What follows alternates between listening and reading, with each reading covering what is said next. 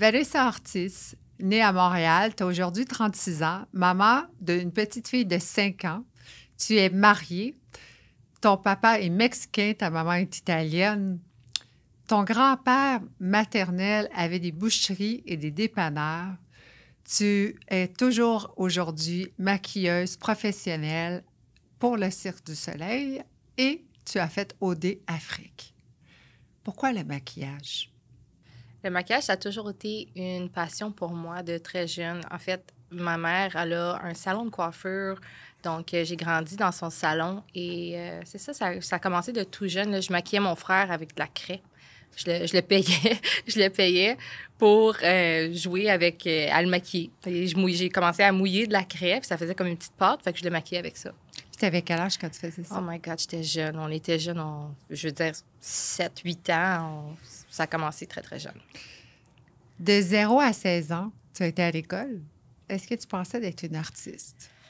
Bien, je pense que, tu sais, avoir grandi dans une famille européenne où est-ce que l'école, c'est hyper important, je me disais que ça allait peut-être être un hobby, mais je pensais pas en faire carrière. Là. Je pensais pas que je pouvais vraiment travailler et vivre de ma passion. Pourquoi? Bien, c'est dans les familles, il faut aller à l'école, il faut devenir pharmacien ou il faut devenir professeur, mais devenir maquilleuse. Puis parce que ma mère aussi, elle a vécu, c'est quoi le hustle, le travail, être autonome, avoir une business. Elle m'a toujours dit, tu sais, c'est beaucoup de travail, pense comme il faut, tu sais, va à l'école. Puis est-ce que tu étais à l'école? J'ai pas écouté. T'as pas été à l'école? Même pas au début. Non, j'ai un petit peu fait à ma tête. J'ai toujours été un peu plus tête dure. Fait qu'après le secondaire, directement, j'ai décidé de pas aller au cégep parce que je ne savais pas dans quoi m'embarquer. C'est pourquoi aller au cégep en sciences humaines, puis tu dis, qu'est-ce que je vais faire avec ça? Fait que j'ai dit, tant qu'à aller au cégep, je vais aller directement faire un DEP, ce que j'ai fait. Donc, j'ai fait mon DEP en esthétique.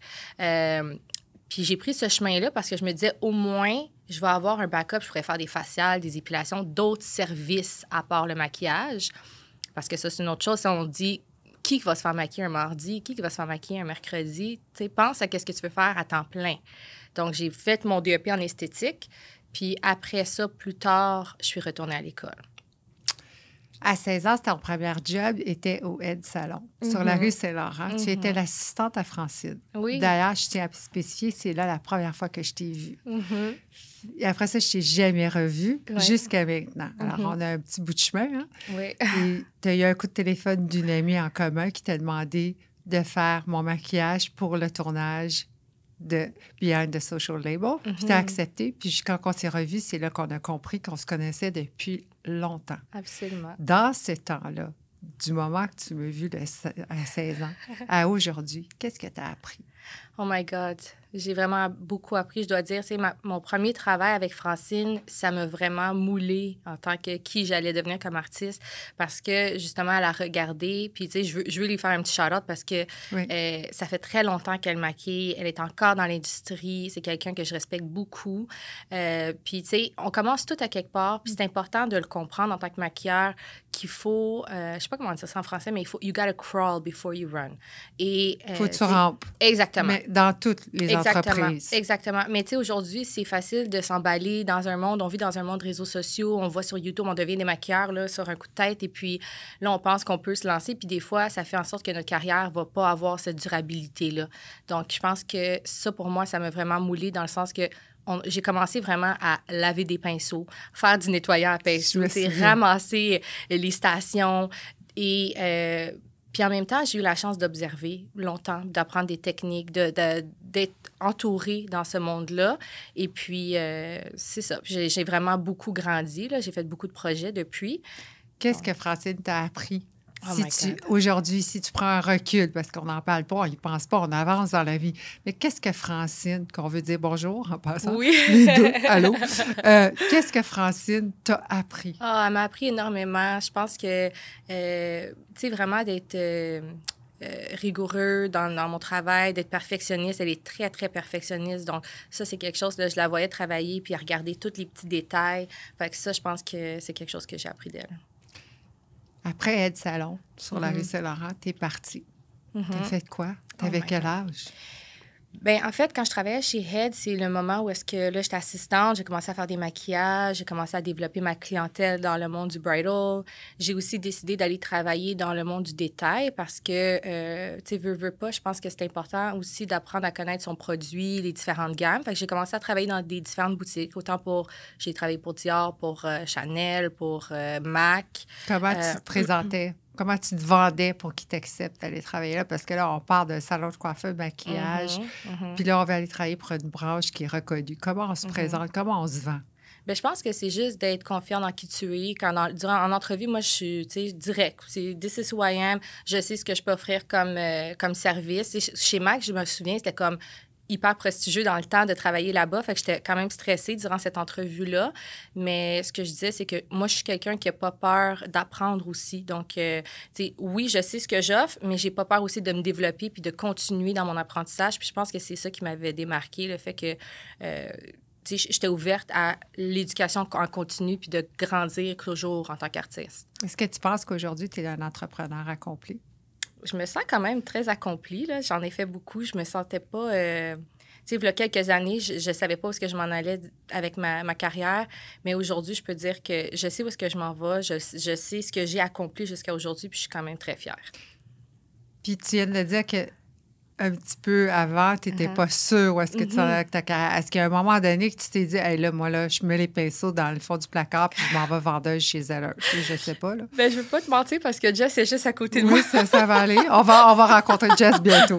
Parce que elle sait, là, moi, je pogne mes coups de tête, puis à chaque other month, je suis comme, là, c'est fini, je maquille plus, je suis tannée, je vais changer, je m'en vais directement dans quelque chose d'autre. Mais je pense que la beauté de tout ça, c'est que... Pourquoi? Qu'est-ce qui arrive? C'est quand, ce moment-là? C'est-tu quand t'as une bulle au cerveau? C'est quand? Qu'est-ce qui est arrivé pour... Je suis comme ça un peu. Je suis quelqu'un qui est très, très spontané. Je suis quelqu'un qui pogne des bulles au cerveau. C'est ça, une bulle au cerveau. Puis mettons que tu mettais les pinceaux, là, tes brosses, puis toutes tes couleurs de côté, tu ferais quoi?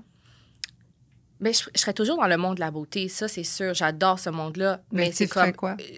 une genre de business. Je me lance dans différents... Est-ce que je ferais de la vente en ligne, mais par rapport avec des produits de beauté?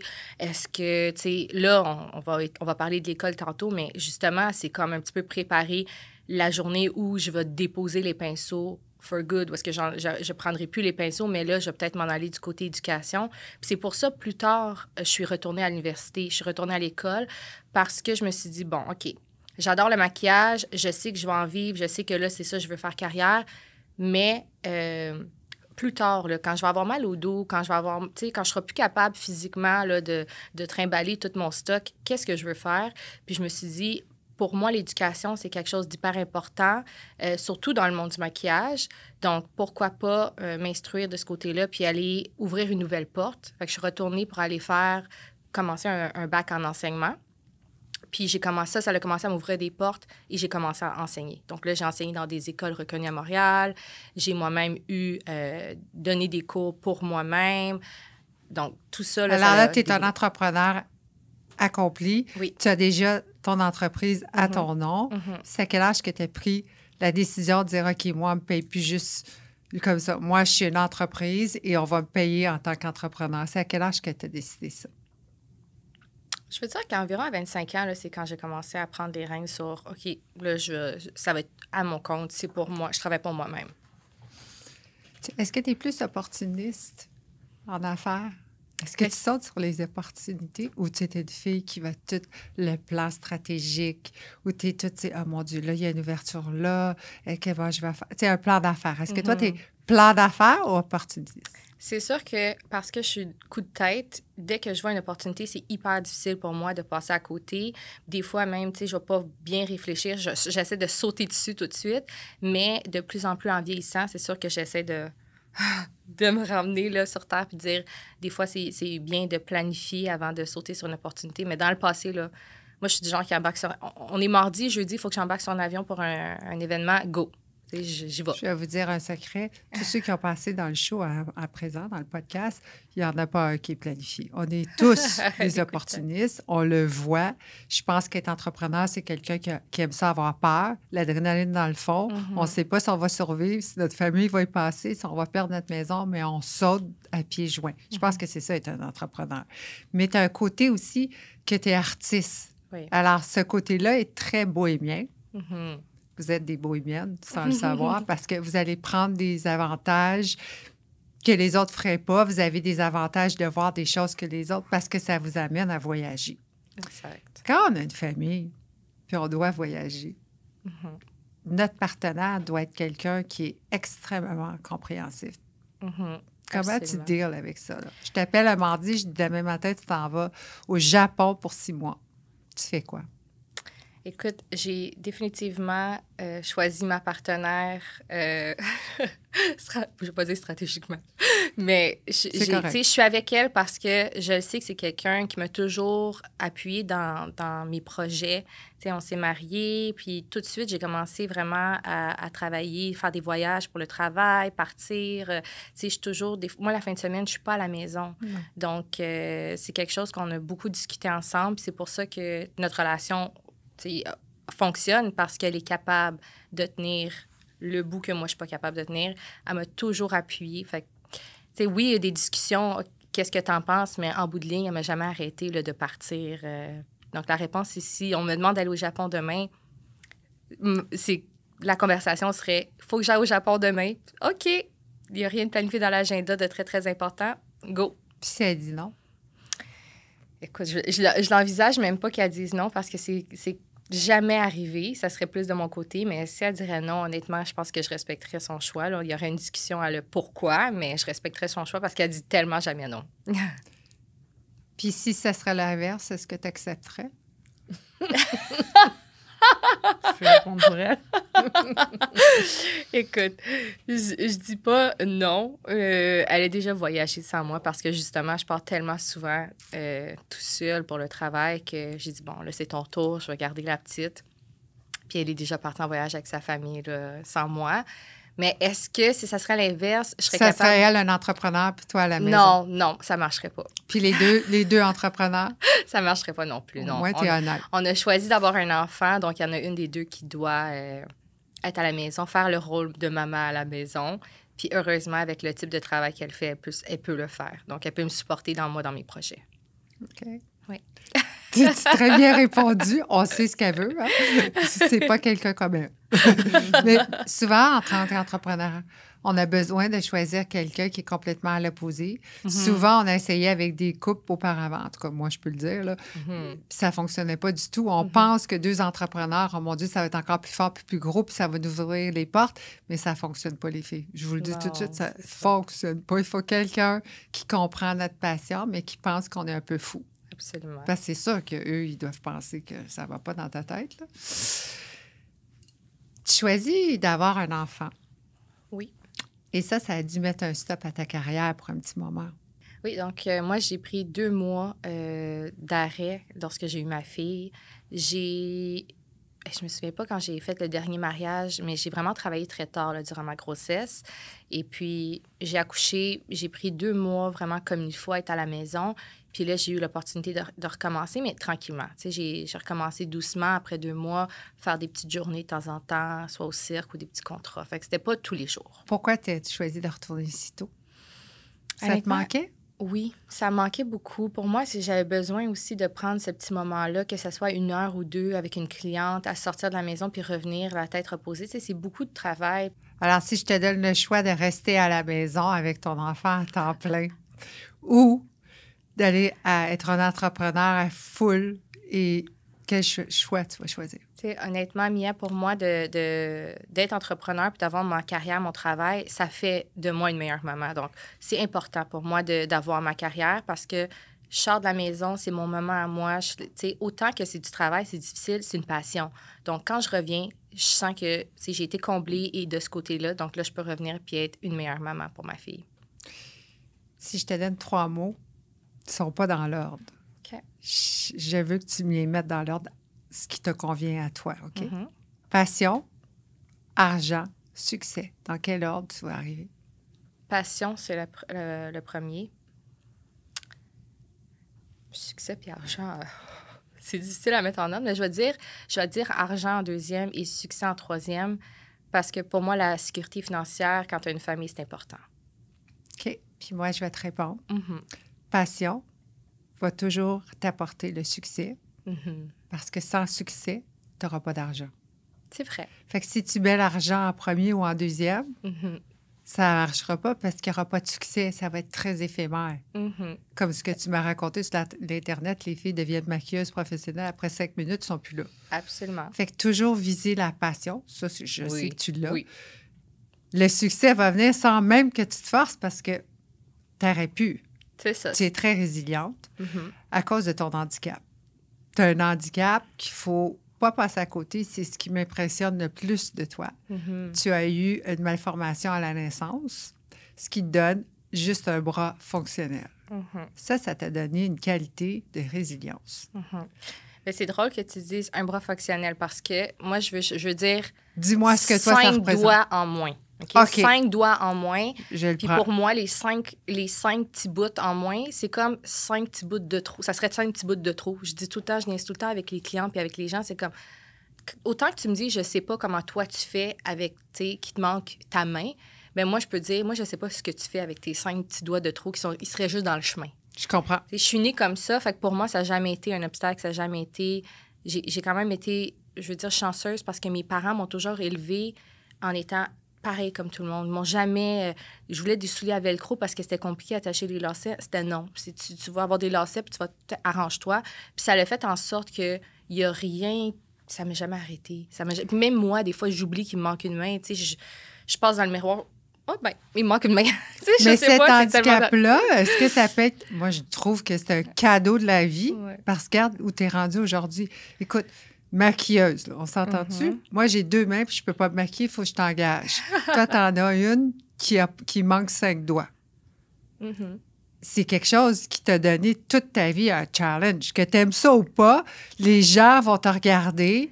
La société est faite qu'on te regarde. Ça aurait été plus facile, je dis tout le temps, c'est une joke, là, d'aller travailler chez Belle au téléphone avec le casque à la bouche de chez vous puis répondre ah, je vais rentrer dans votre ordinateur pour aller placer le fil numéro 22. Il l'aurait jamais su. Toi, tu t'es exposé mondialement.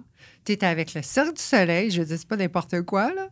Puis, tu fais des choses plus que les autres, là. Écoute, c'est sûr que pour moi, en tant que personne, ça m'a jamais arrêté. J'ai jamais eu d'obstacle face à ma main.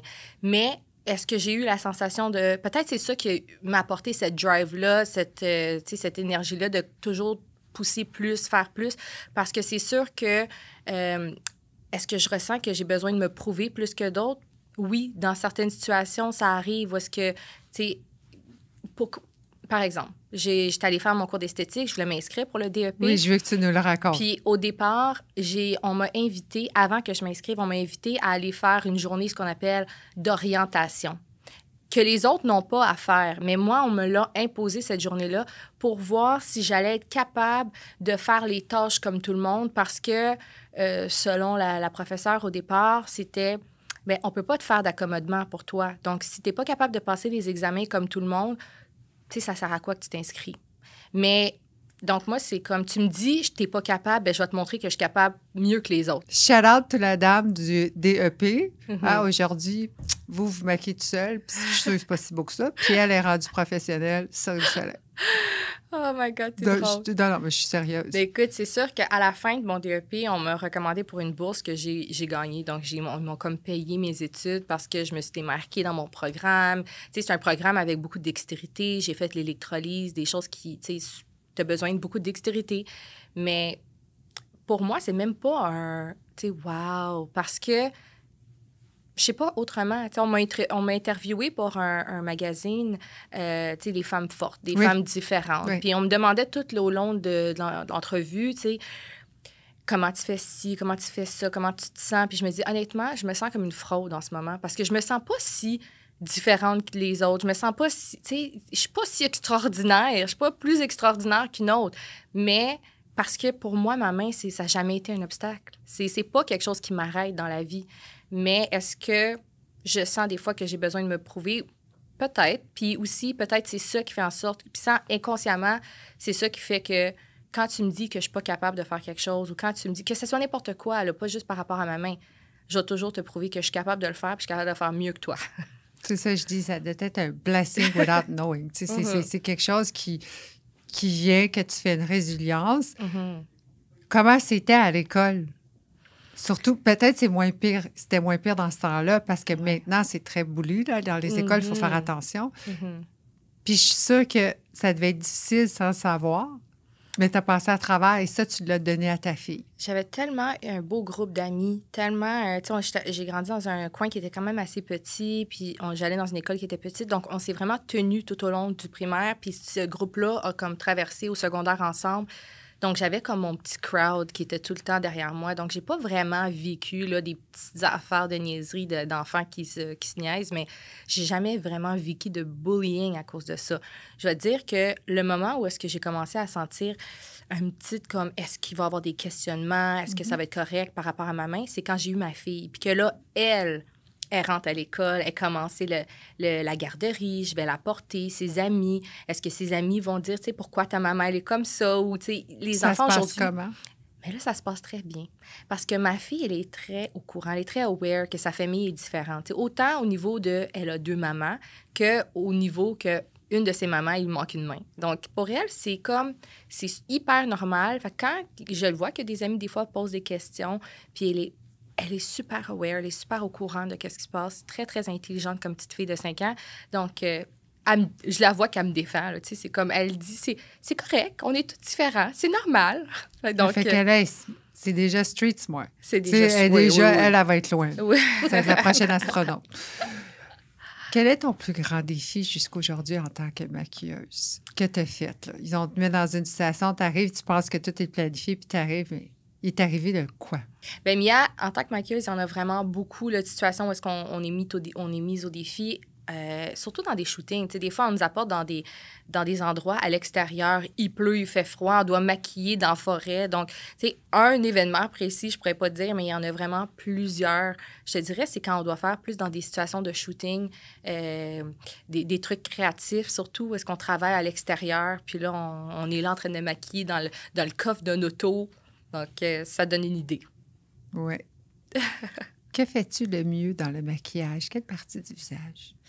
Je vais dire que pour moi, mon point fort, je pense, c'est les yeux. J'aime beaucoup travailler les yeux. Puis c'est peut-être aussi une faiblesse parce que je suis pas capable de lâcher prise. Des fois, je vais être là, je vais maquiller l'œil, je veux le blender parfaitement. Donc, je passe beaucoup de temps sur les yeux. Puis, pourquoi tu as choisi maintenant de continuer, mais dans une autre petite direction qui va être l'enseignement? Il paraît que tu es très bonne à enseigner. Pourquoi? Je pense que je commence à tranquillement préparer pour mon futur. Je pense à aussi, comme j'ai dit tantôt, le corps qui commence à être fatigué. T'sais, on n'est pas jeune. Ça fait longtemps qu'on travaille dans l'industrie. Donc, j'ai aussi acquis beaucoup de notions. Donc là, c'est un bon moment parce que autant physiquement, je pense que je vais peut-être ralentir, peut-être pas tout de suite, mais bientôt, ralentir. Donc, l'enseignement, ça serait une belle façon de continuer dans ma passion sans physiquement devoir le faire. Je pense que aussi, c'est important pour moi. Il y a une nouvelle génération, une nouvelle vague de filles, de maquilleurs qui rentrent dans l'industrie. Puis je trouve que c'est important qu'ils soient prêtes, qu'ils soient bonnes. Donc, pour moi, j'adore... C'est une passion aussi enseigner. Je veux vraiment qu'il y ait les bonnes notions, qu'ils soient prêtes, qu'ils se sentent confiantes quand ils rentrent dans le monde du maquillage. Donc, je pense que c'est un bon moment de partir une école. Puis la nouvelle génération que tu parles, qui s'en vient, qui va vous remplacer, parce qu'on est tous remplaçables, on n'est qu'un numéro. Oui. Qu'est-ce que tu penses qu'ils ont besoin d'apprendre que toi, tu as appris? Écoute, je pense que c'est... Qu'est-ce qu'on a appris en tant que bagage? Pendant les 20 dernières années, là, on est tombé plusieurs fois. On en a vu différents types de peau, différents types de yeux, des techniques correctives. Mais je pense que c'est tout le côté théorique, la richesse de la théorie qu'on a appris, puis aussi en faisant les erreurs. Puis à Montréal, il n'y a pas d'école vraiment où est-ce que, moi, en tout cas, que je sache, où tu sors de là, puis tu te sens... Puis moi-même, ayant pris mon cours, tu sais, que tu sors, puis tu te dis, hey, je me sens vraiment prête à faire face à plein de situations, plein de différents types de yeux, plein de différents types de peau. Puis on vit dans une ville où c'est hyper multiculturel. Donc, tu sais, de vraiment voir plein de différentes couleurs de peau et tout ça. Donc, c'est super important. C'est le côté théorique, je pense, puis de vraiment mettre en pratique tout ce qu'on apprend, toutes ces notions-là. Pourquoi on choisit Vanessa pour un mariage ou un shooting? Ou pourquoi tu penses que le cirque t'a choisi? Moi, je pense que mon point fort quand ça vient à la cliente, c'est le côté humain. Les gens me disent souvent que je suis chaleureuse, puis je suis ouverte aussi à l'interaction avec la personne. Je vais vraiment écouter ce que la personne veut. C'est facile aussi d'avoir, oui, c'est bien d'avoir son style, son look signature qu'on appelle souvent dans le milieu, mais je pense que c'est important aussi d'être capable de s'adapter à chaque personne. Donc, moi, j'aime peut-être un maquillage hyper glam, hyper foncé, mais je suis capable de me détacher de mes goûts personnels et de dire à la personne, je vais écouter ce que toi tu veux, puis ce qui va être, je vais pouvoir te conseiller ce qui est l'idéal pour toi, pour vraiment que tu te sentes magnifique la journée de ton mariage. Mais ça, c'est l'expérience. Parce qu'on a tous, au début, dans nos carrières, on essaie de copier sans copier, puis on veut être exclusif, puis on n'est pas trop sûr de ce qu'on fait. Mais à un moment donné, on comprend le lâcher-prise en tant qu'entrepreneur, puis de déléguer, puis d'avoir une ouverture d'esprit fait que tu deviens un entrepreneur. Il faut toujours une bonne équipe. Est-ce que tu as une équipe?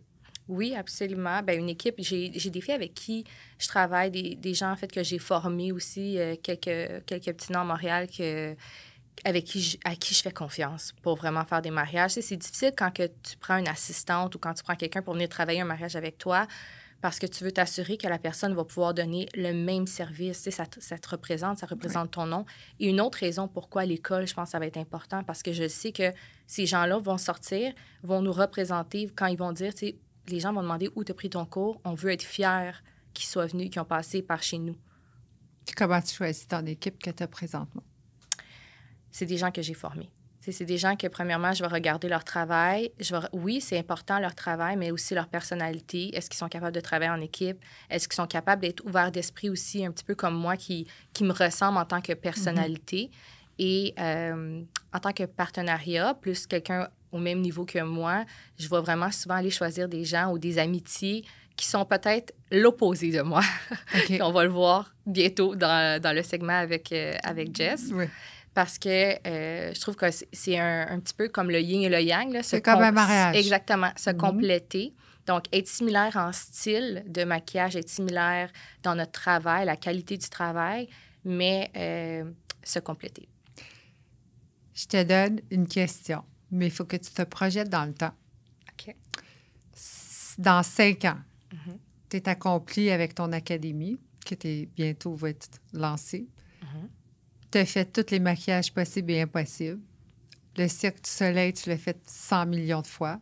Tu es rendu où dans 5 ans? My God, bonne question. Bien, écoute, c'est sûr que pour moi, il n'y a pas de fin là, à l'école, à le développement de tout ça. J'aimerais ça peut-être avoir une ligne de cosmétiques associée à l'école. Pour moi, c'est de grandir aussi une communauté de maquilleurs. Je trouve que s'il y a quelque chose dans ce monde-là qui est pas assez exposé ou pas assez développé, c'est le sens de communauté. Les gens, c'est très compétitif, puis c'est un monde de filles, hein, on va se le dire. Fait que les filles avec les filles, ça peut être carré. Puis c'est pas un bon mélange. C'est ça, je dis, c'est triste, c'est dommage parce qu'on se le fait à soi-même. Ou est-ce que, puis je fais rire des clientes là, quand je dis ça, je dis, si moi je te dis, Mia, tes sourcils là, ça n'a pas de bon sens. Faut qu'on ajuste ça. Ça va être quoi ta réaction? OK. Non.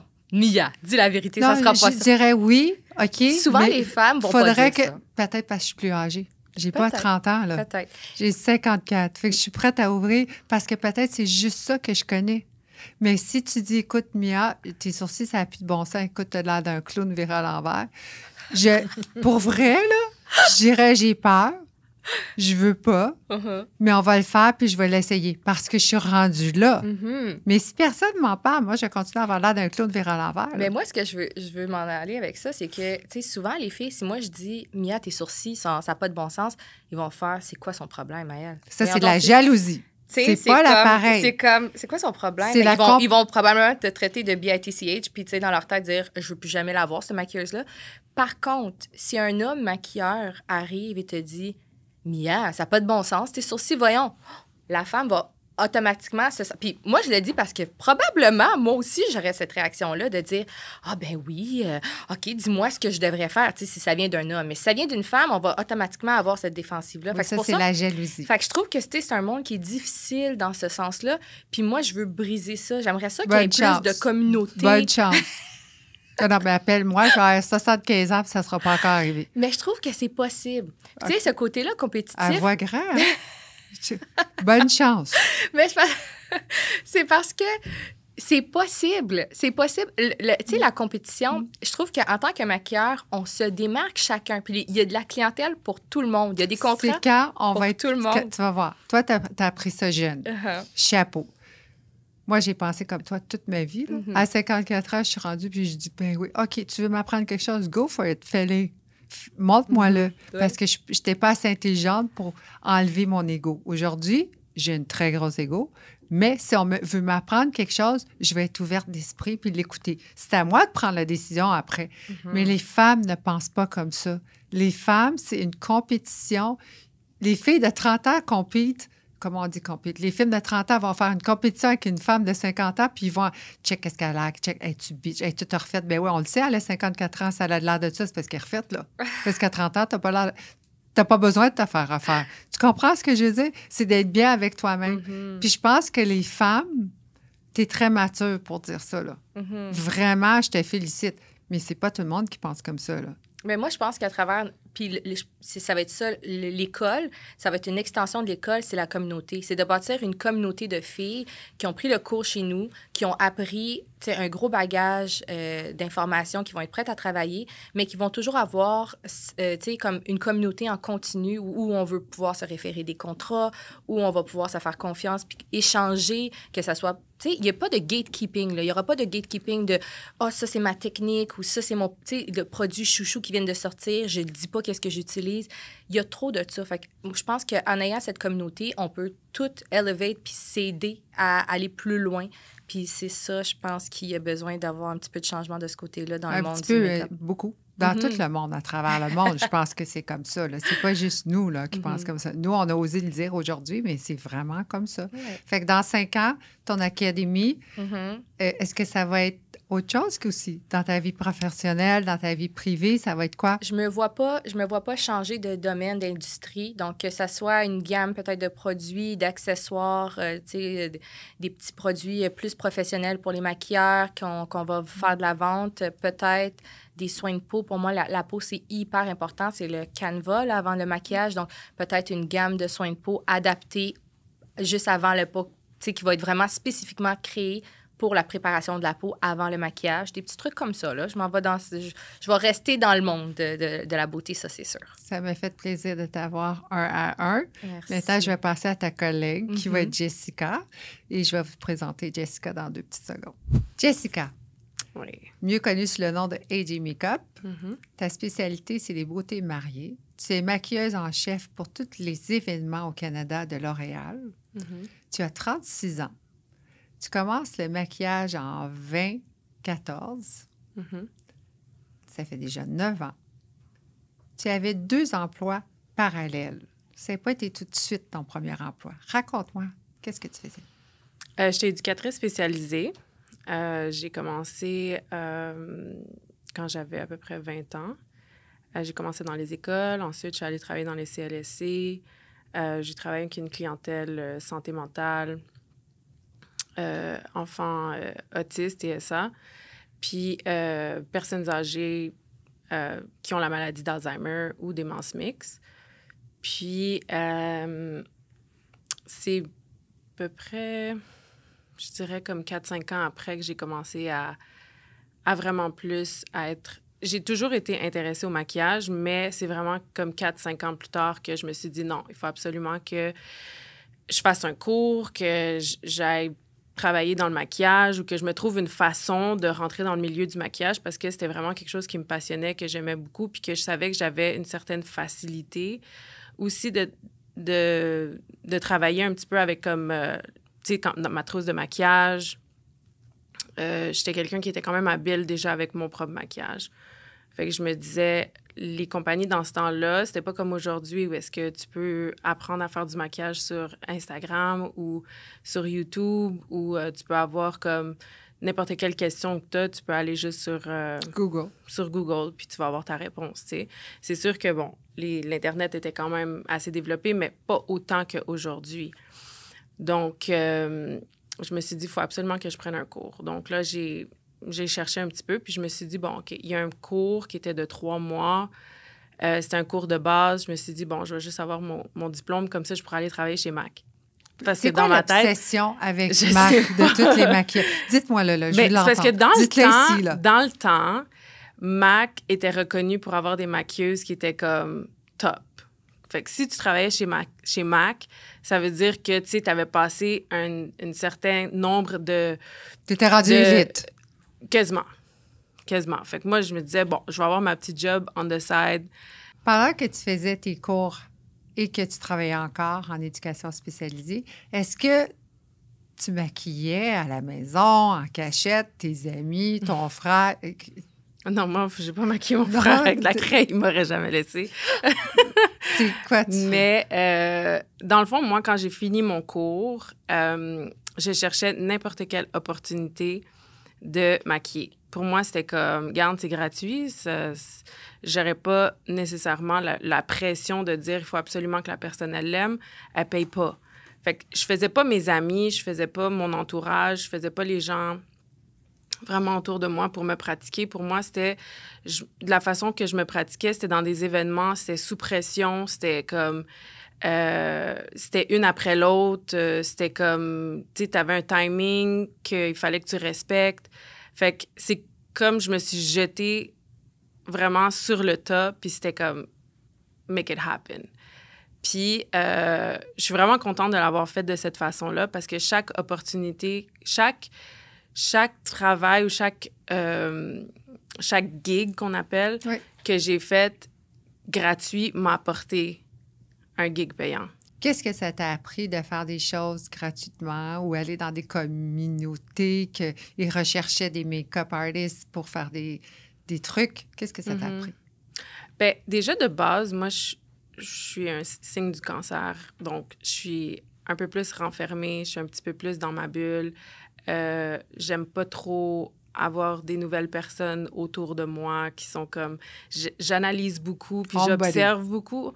Fait que le fait de rentrer dans le maquillage puis d'être autant comme un go-getter sur la scène, puis vraiment d'aller chercher, puis de m'introduire, puis de comme aller dans la bulle du monde pour travailler, puis pour ça, je te dirais que c'est comme le plus gros défi qui était au début.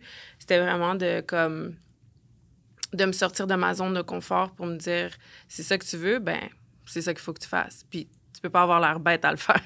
Fait qu'il faut que tu travailles sur tes skills de social skills. Tu sais, dans le sens que, de façon générale, je vais être un petit peu... réservée. Plus réservée, puis peut-être, visiblement, les gens vont peut-être dire, OK, elle est moins approchable. Là, c'est parce que tu te protèges. Ouais, c'est ça qui se exactement. Parce que t'es probablement une des filles les plus douces puis facile d'approche quand on peut rentrer. C'est quand on peut, par exemple. Exact. Un coup qu'on a rentré, ça va très bien. Mm-hmm. Moi, j'en connais un, je vis avec un cancer. Je sais exactement comment il faut les approcher puis être doux. Mais un coup qu'on est là, sinon, vous avez de l'air froid, même à la limite arrogant. Souvent, mon mari, on va dire, il a l'air arrogant, mais il ne l'est pas. C'est qu'il est timide. Vous êtes très gêné.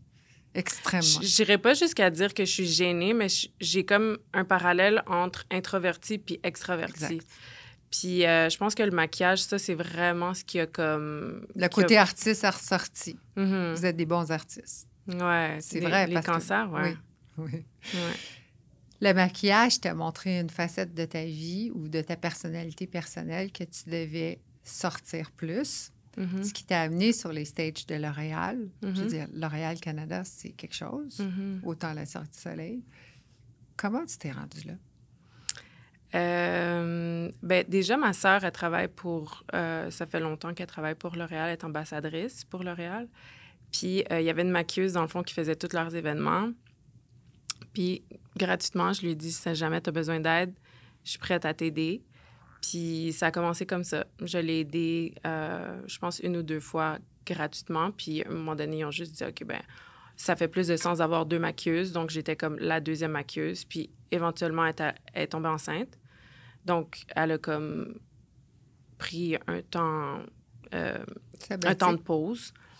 Puis moi, dans le fond, je commençais à faire un peu plus les événements. Puis ensuite, de fil en aiguille, ça a juste été... parce que L'Oréal, c'est quelque chose, mais tu sais, c'est très exigeant dans le sens que, tu sais, j'ai déjà fait 20 modèles en 2 heures, là. Tu sais, puis c'était pas des maquillages qui étaient comme une ligne d'eyeliner, puis j'ai fini, là. C'était des maquillages. Donc, c'est beaucoup... C'est pas juste de devoir être capable de faire de l'exécution, mais c'est aussi de la confiance qu'ils ont envers toi, de se dire, OK, elle est capable de le faire, elle est capable, tu sais, si il nous reste 20 minutes, puis il en reste 5 à faire, es-tu capable? Tu sais, c'est sûr que c'est un challenge, c'est sûr que c'est pas toujours comme évident, mais tu vis un petit peu sur de l'adrénaline, là, tu sais, c'est let's go. Fait que j'ai comme...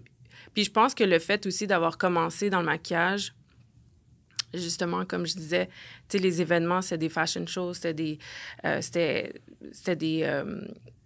événements où est-ce que c'était vraiment une personne après l'autre, là. C'était go, go, go, go, go. On en a genre un certain nombre à faire, puis il faut qu'on ait fini pour ce temps-là. Bien, ça, en apprenant à maquiller comme ça, en apprenant à maquiller avec toujours le cadran dans ta tête pour dire, OK, j'ai 15 minutes, qu'est-ce que je suis capable de faire en 15 minutes? Bien, ça l'a aidé aussi à me driller. Aussi, comme quand je suis en mode, je fais ma cliente dans le studio, puis j'ai tout le temps au monde, puis on passe un bon moment, puis on discute, puis on s'intéresse à la vie de l'une et de l'autre, puis dans un contexte où est-ce que j'ai 1 heure, puis il y en a 10 qui doivent passer sur ma chaise. T'sais. Là, c'est plus comme ça, on me traite un peu mieux. Parce que tu es chef maintenant. Fait que là, j'ai comme une équipe, j'ai d'autres maquilleuses. Comment tu choisis ton équipe?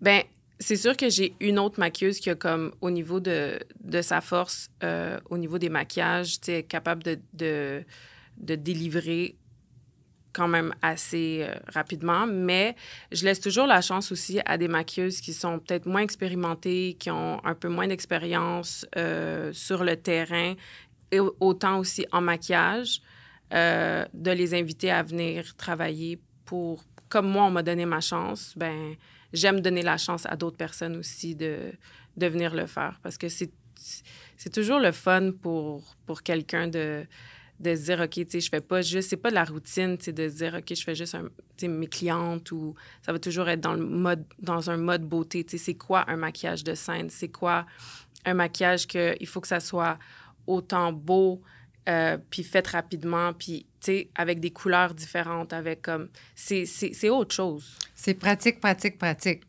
Ça s'apprend pas. Il n'y a pas une école qui va t'apprendre ça. C'est à la force de se pratiquer, j'imagine.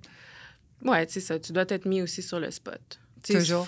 Il faut que tu regardes comment tu travailles sous pression. Moi, par chance, parce que je pense qu'il y a certaines choses qui sont innées aussi, je travaille bien sous pression. Y a-tu parfois, dans des gros événements à L'Oréal ou peu importe, que tu t'es dit à un moment donné, OK, moi, là, après ça, là, je mets mes pinceaux, c'est fini. C'est plus comme ça ou c'est avec des clientes au privé? Non, je me suis jamais dit c'est terminé. Il y a personne, je pense, sur Terre qui va être capable de me faire faire quoi que ce soit ou prendre une décision par rapport à ce que j'aime faire. Mais par contre, il y a des clientes, des fois, je me dis que, parce que j'ai quand même du caractère, mais une maquilleuse qui a moins de caractère ou qui a moins confiance en elle, c'est ce genre de cliente-là qui fait en sorte que des fois, il y a des maquilleuses qui se découragent ou que ils vont peut-être se réorienter ou ils vont avoir peur. Il y en a qui ont peur de faire certaines clientes ou ils vont moins s'aventurer ou ils vont être moins certaines de qu'est-ce qu'ils ont à faire quand ils vont faire un travail. Puis des fois, je trouve ça vraiment plate parce qu'on s'entend que du maquillage, à la fin de la journée, tu peux l'enlever, là. Tu sais, tu prends une... C'est pas une chirurgie, là. Non. On s'entend. Tu sais, fait qu'on s'entend que des fois, il y a des personnes qui sont très exigeantes puis très méchantes. Méchantes? Oui, il y en a. Je veux dire, pas envers moi, parce que moi, je me laisse pas faire, mais c'est un monde qui est quand même assez... Méchante. Attends, explique, méchante comment dans tes expériences que tu as entendues, parce que toi, ça t'est pas arrivé? Ben c'est vraiment d'aller critiquer, devant la cliente, pas devant la cliente, mais devant la maquilleuse, ou de pas y aller non plus avec du tact, tu sais, dans le sens que il y a des maquilleuses où est-ce que à la fin de la journée, on est mis... La maquilleuse, probablement, elle t'a jamais vu de sa vie. Tu sais, puis t'as peut-être une peau qui est difficile à travailler. Tu sais, on est tout le temps mis devant... Une problématique. Pas nécessairement une problématique, mais on est toujours... c'est comme l'imprévu. Mm-hmm. Donc, il faut toujours être capable de pouvoir être comme... deliver, comme de toujours être livrer la marchandise. De livrer la marchandise, puis de faire en sorte que la personne elle va se sentir belle. Alors, c'est plus difficile parfois, mais être professionnel, c'est ça. Il faut que tu trouves une façon de lui faire comprendre qu'elle n'a pas beaucoup d'options. Mm-hmm. Puis qu'à la fin, il faut faire confiance parce que tu ne l'as jamais vu. Bien, moi, une cliente qui est comme on dit, picky, ça ne me dérange pas. Une cliente difficile, ça va me déranger. Parce que si tu as certaines attentes, c'est correct, tu sais, parce que moi-même, je suis quelqu'un qui est hyper minutieuse puis picky dans ce que j'aime puis dans ce que j'aime moins. Mais quelqu'un de difficile, c'est qu'elle ne va jamais être satisfaite. N'importe quoi que tu fais, elle ne va jamais être satisfaite, puis probablement qu'elle ne sait même pas qu'est-ce qu'elle veut. Non. C'est comme une idée ou un sentiment, puis elle va aller chercher de la validation chez les autres personnes. Son groupe. Dans son groupe. Donc, si les autres lui disent qu'elle est belle, ça veut dire que là, ça va confirmer qu'elle aime son maquillage. Mais des fois, c'est juste que c'est un petit peu plus particulier, c'est un petit peu plus difficile quand tu es maquilleuse puis que tu t'es mise devant mettons, une problématique ou une cliente qui a certains problèmes de peau ou qui a un certain type de peau ou qui a certaines attentes d'un maquillage qui n'est pas réaliste pour la personne qu'on a devant nous. Donc, ça fait en sorte que parfois, ça peut déstabiliser une maquilleuse. Puis, dépendamment de la personnalité de la cliente qui est devant toi, des fois, ça peut, tu sais, de façon, je veux dire, l'être humain, des fois, il y en a des extra gentils, puis il y en a des qui sont moins gentils. Donc, la personne qui est un petit peu moins gentille, si c'est elle qui est devant toi, oui, c'est sûr et certain qu'elle peut dire des choses qui sont malaisantes pour la maquilleuse, puis ça va l'affecter, la maquilleuse, à travers le contrat qu'elle a. À travers le contrat, tu sais, si, exemple, tu commences ton contrat, puis la première personne, il arrive quelque chose, bien, ça va avoir un impact sur les 3-4 autres maquillages qu'elle a à faire après. Dans les mariés, souvent, les mariés vont se marier. On fait probablement un essai avant. Mm-hmm. Tu les vois, tu les consultes. Combien de fois avant de les voir puis de les faire pour le jour J? Généralement, je les vois une fois, puis des fois, je les vois pas. Est-ce que c'est difficile? Tu ne les vois pas du tout pour une consultation? Oui, des fois, non. On fait juste une consultation au téléphone. Mais moi, est-ce que pas comme le caractère maquilleuse. change? Parce qu'on s'entend que le jour qu'on se marie, on est toujours plus nerveux. Mm-hmm. La personnalité change, puis là, ils deviennent insécures. Ils veulent revenir dans ce qu'ils connaissent. Mm-hmm. Est-ce que ça t'est déjà arrivé dire, oh non, en fin de compte, j'ai repensé à tout ça, là. Puis non, je veux pas trop être maquillée, puis je veux pas maquiller, mais il faut que mes photos soient flawless, puis j'ai de l'air d'un Pinterest. Mais dans la salle, il faut que je sois naturelle. Comment tu gères ça, la femme qui... Parce que c'est normal d'être stressée, là. Puis je suis sûre que vous vivez ça, là. Mm-hmm. Tu peux pas avoir des photos de mariage que tu as de l'air d'un Pinterest, puis d'arriver dans ta salle, puis tu as de l'air juste d'un gloss. Ça marche pas, là. Bien, c'est sûr qu'il y a moyen quand même de faire un maquillage plus naturel, puis qu'elle soit belle en photo, puis elle soit belle en personne. Il y a vraiment moyen de le faire sans... Tu sais, surtout avec la technologie d'aujourd'hui, les caméras, le maquillage qu'on utilise. Non, il y a moyen de le faire. C'est juste que la cliente qui est difficile, puis qui est nerveuse, puis qui n'est pas certaine de qu'est-ce qu'elle veut, généralement, elle prend un essai avant de se faire... C'est rare que quelqu'un qui est autant anxieuse puis nerveuse sur son maquillage va pas prendre un essai un peu avant son mariage. Généralement, ceux qui prennent pas d'essai, vraiment, la journée, j'arrive puis ils me disent vraiment, fais qu'est-ce que tu veux, je te fais confiance. Puis fais-moi juste avoir l'air belle, puis à mon meilleur jour. Puis généralement, ça se passe super bien. Les filles qui sont comme plus nerveuses, même s'ils ont fait un essai, même si je me fais souvent dire que mon calme les calme. Puis des fois, je le vois aussi dans les mariés. Puis je pense que c'est ça aussi, un petit peu, être une maquilleuse pour spécialiser aussi en mariage. C'est que la mariée qui est devant toi, c'est pas seulement de la maquiller, c'est aussi d'être attentive à son énergie puis comment elle se sent. Donc, si tu vois qu'elle bouge beaucoup, elle commence elle gigote, elle est pas bien, elle va comme... Les choses qu'elle va dire ou comment elle va parler ou le ton de sa voix ou le tremblement ou ses mains, si elle est froide, il y a beaucoup de choses qui sont des signes qu'une mariée est pas bien présentement. Peut-être qu'elle ne devrait pas se marier. Mais c'est quand des même... fois, là, sont en réflexion, c'est une grosse décision. Mais généralement, c'est pas à cause du futur mari. Je t'ai fait c'est une vraiment... blague. Mais tu sais, qu'est-ce que je veux dire? C'est gros, là. Oui, puis c'est à la très fin de la gros. journée, tu te dis, mon Dieu, j'ai rien vu, j'ai rien goûté. Ils n'ont même pas dit rien sur mes Exactement, souliers. Ils n'ont pas vu. exactement. Puis ils n'ont même pas dit que mon rouge à lèvres était beau, parce que je n'avais plus au bout de 15 minutes, puis j'ai oublié d'en remettre.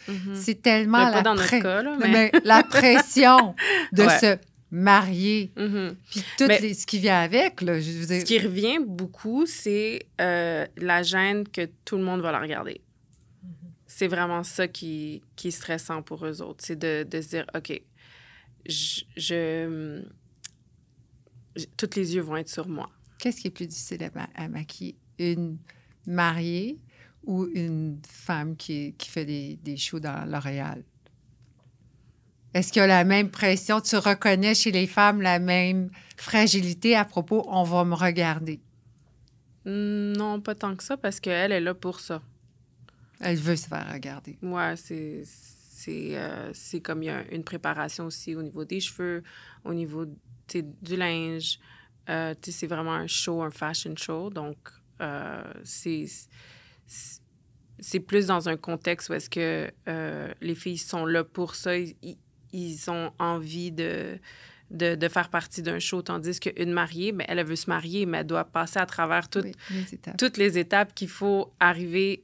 T'invites des gens, tu sais, puis j'essaie beaucoup de les rassurer puis de leur dire, tu sais, à la fin de la journée, c'est tout du monde qui te connaît, c'est tout du monde qui sont excités de te voir, tu sais, Ils sont là pour toi. sont là pour toi, tu sais, ils veulent vraiment être les témoins de votre amour. Donc, tu sais, c'est vraiment comme de rassurer la mariée pour qu'elle se sente le plus à l'aise. Puis généralement, ce qui fonctionne le mieux, c'est tu mets de la musique.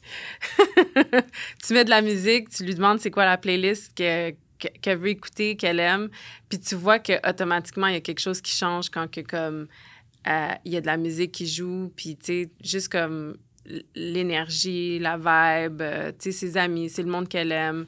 Puis, généralement, ça se passe quand même assez bien. Je sais pas si moi, je suis chanceuse en général, mais j'ai quand même une très belle clientèle, puis les filles que je maquille, ben j'ai une belle dynamique avec elles, puis ça se passe quand même très bien. T'sais. Comment tu trouves tes contrats de mariée? Parce qu'une mariée, ça se marie juste une fois. Là. Je veux dire, tu ne la verras pas la semaine prochaine. Fait que tu as toujours des nouvelles clientes, en fait. Oui, mais j'ai des clientes qui sont aussi récurrentes. Pour quelle raison? Ben, moi, je dis toujours à ma cliente, parce que quand elle me dit « Ah, j'aime ça, j'aime ça, j'aime ça », j'ai dit « Fais attention, tu peux devenir addict. » Peux-tu devenir addict au maquillage? Je pense que oui. Est-ce que tu peux devenir addict à te faire maquiller? Oui. Oui. Je pense que oui. Parce que surtout avec les réseaux sociaux de nos jours, tu veux sortir, tu prends du temps pour choisir qu'est-ce que tu vas porter, tu prends du temps pour faire tes cheveux. Donc, si nécessairement... C'est un job. Ben, si nécessairement, comme t'as pas nécessairement cette habileté-là à faire ton maquillage, ben c'est sûr que tu vas vouloir aller voir quelqu'un pour te faire maquiller. Puis, de ce que j'ai remarqué, mes clientes régulières, ben à un moment donné, ils arrêtent un petit peu de venir me voir parce que plus que je les maquille, plus qu'ils apprennent à se maquiller, puis ils savent qu'est-ce qui leur va bien. Fait qu'à un moment donné, soit ils prennent un cours ou de eux-mêmes, ils s'essayent. Puis à un moment donné, tu sais, le maquillage, c'est quand même un art, mais plus que tu te pratiques, plus que tu vas être meilleur. Donc, je pense que ça va de soi. Donc, les filles qui aiment se maquiller quand ils sortent, bien, ils vont se maquiller aussi quotidiennement. Moi, je pense, ce que j'ai observé, là, c'est que les filles d'une certaine génération, qui sont plus jeunes que moi, se maquillent tellement épais.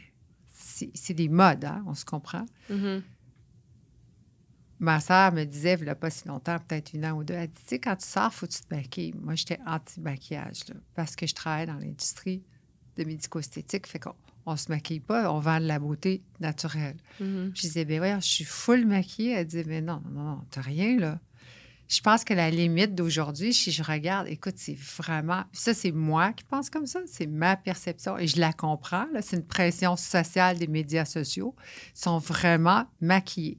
Est-ce que tu trouves qu'une fille qui va sortir un jeudi soir, juste avec ses amis ou en date, va se maquiller plus que la mariée parfois?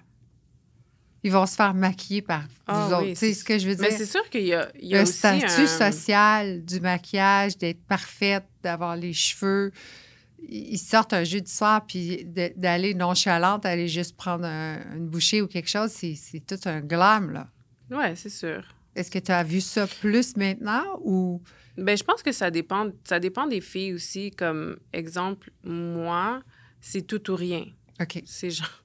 C'est soit je suis maquillée ou je suis pas maquillée, puis j'ai vraiment presque rien sur le visage. Moi aussi, je suis comme ça. Fait que je pense que ça dépend des personnes, ça dépend où tu vas, ça dépend...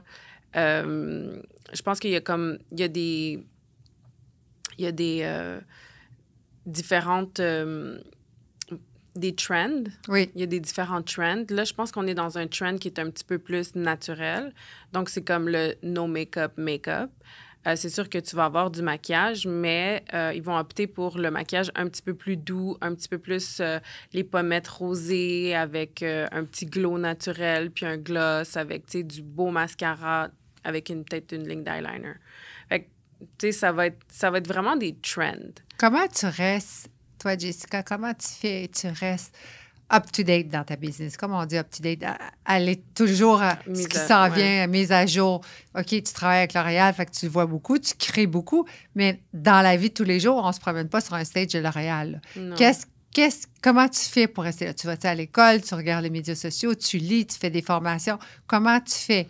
Mais je pense que le fait d'être sur les réseaux sociaux, puis surtout Instagram, c'est vraiment... c'est vraiment un porteur au niveau de comme l'information qui est transmise. C'est comme si ça se fait graduellement, ça se fait naturellement. Donc, à un moment donné, plus que tu vas voir... je vais donner comme exemple des sourcils. Oui. On retourne aux sourcils. Fait que... Ouais. On a notre session avec les sourcils. OK, allez-y.